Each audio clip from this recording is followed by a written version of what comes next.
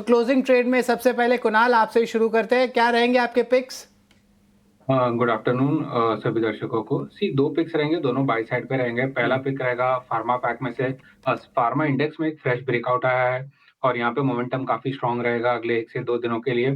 तो यहाँ पे मेरी बाई की सलाह रहेगी सिप्ला की।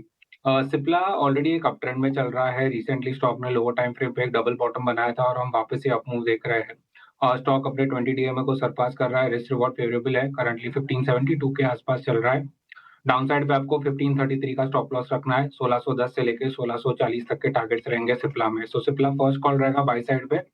सेकंड जो कॉल रहेगा वो बाई साइड पे रहेगा एक्साइड इंडस्ट्रीज। यहाँ पे हमने ऑलरेडी एक राउंडिंग बेस फॉर्मेशन देखा है। उसके बाद स्टॉक एक हार्ट ऑफ हाई बॉटम बना रहा है और वापस fresh leg of up move के लिए रेडी हो चुका है। सो एक्साइड पे बाई की सलाह रहेगी। स्टॉप लॉस आपको रखना है डाउन साइड पे 417 का। अप साइड पे मेरे टारगेट्स रहेंगे 432 से लेके 438 के। तो चलिए फार्मा स्पेस पर भी कॉल्स आती हुई 1640 के टारगेट्स कुणाल एंटिसिपेट करके चल रहे हैं सिप्ला में। उनकी स्ट्रैटेजी इस वक्त आप अपने स्क्रीन पर देख रहे हैं और फार्मा में हम अच्छा खासा एक्शन देख भी रहे हैं। एक साइड में भी 438 तक के लेवल्स, फर्दर अपसाइड 1.5% की तेजी और यहाँ से और ज़्यादा मजबूती के आसार। ओशो, आप बताएं आपकी तरफ से क्लोजिंग ट्रेड्स क्या होंगे? मेरे भी दोनों बाई के रिकमेंडेशन है। सबसे पहला फार्मा स्पेस पे ही फोकस है बिकॉज काफी स्ट्रांग मोमेंटम में है काउंटर। सो मुझे लगता है लुपिन में अभी भी बहुत स्ट्रांग मोमेंटम बना हुआ है। अपने 200 डे सिंपल मूविंग एवरेज के ऊपर बहुत स्ट्रांगली होवर कर रहा है काउंटर। एंड अगर हम देखें तो इसमें बुलिश अप ट्रेंड का एक सिग्नल टेक्निकली देखने को मिल रहा है। तो मुझे लगता है लुपिन में काफी अच्छे टारगेट्स देखने को मिल सकते हैं। बट शॉर्ट टर्म के हिसाब से करंट लेवल्स पे बाई करने की सलाह है। 2000 का स्टॉप लॉस रखना है एंड नियर अबाउट 2095 तक के टारगेट्स हमें लुपिन में बिल्कुल शॉर्ट टर्म में देखने को मिल सकते हैं। सेकेंड काउंटर है जिसमें एक फ्लैट पैटर्न का ब्रेकआउट है, वो है के फिनटेक।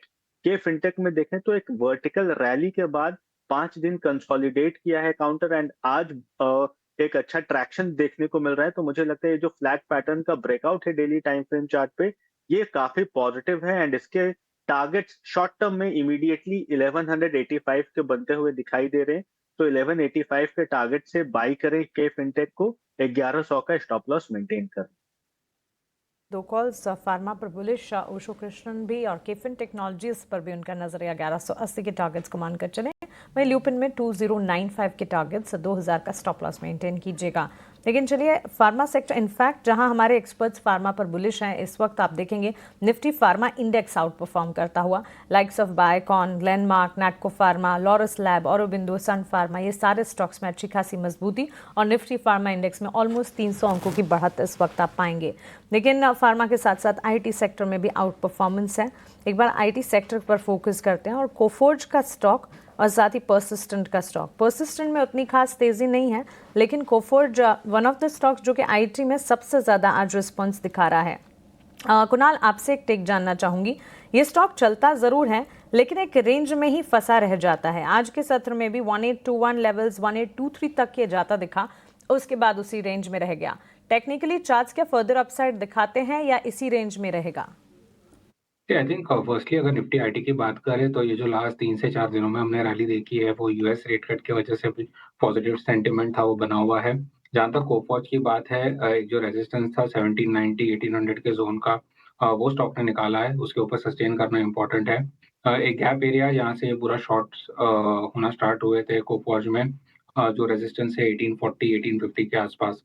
सो यहाँ पे मुझे लगता है कि वापस सेलिंग प्रेशर आ सकता है अगर हम इस लेवल को सस्टेन नहीं करते हैं। कोफॉर्ज में अगर किसी ने ऑलरेडी लॉन्ग होल्ड की है, बनाई है पोजीशंस, तो स्टिक स्टॉप लॉस रख के काम करिए। 1790 का स्टॉप लॉस रख के अगर वो ट्रिगर होता है तो एग्जिट कर लीजिए। शॉर्ट टर्म बेसिस पे मुझे लगता है गैप एरिया फिल करने जाएगा जो 1840 के आसपास। एरिया 1840 के आसपास से ये फिल करता जाएगा। कोफोर्ज पर एक नज़रिया, लेकिन निचले स्तरों पर अगर गिरावट देखने को मिलती है तो फिर एग्जिट की भी राय, ये स्ट्रैटेजी बनती हुई दिख रही है। 1.5% की तेज़ी इस वक्त हम देख ज़रूर रहे हैं इस स्टॉक में, लेकिन इस बीच मार्केट में गिरावट और गहराई है। इंडेक्स पर एक फोकस करते हैं। सेंसेक्स जो है ऊपरी स्तरों से करीब 300 अंक फिसला है। निफ्टी भी आप देखिए 25,362 के लेवल्स पर एब्सोल्युटली चार्ट्स को अगर देखेंगे, फर्स्ट हाफ में जो तेज़ी थी वो तेज़ी इस वक्त गिरावट में तब्दील होती दिखी है। लेकिन चलिए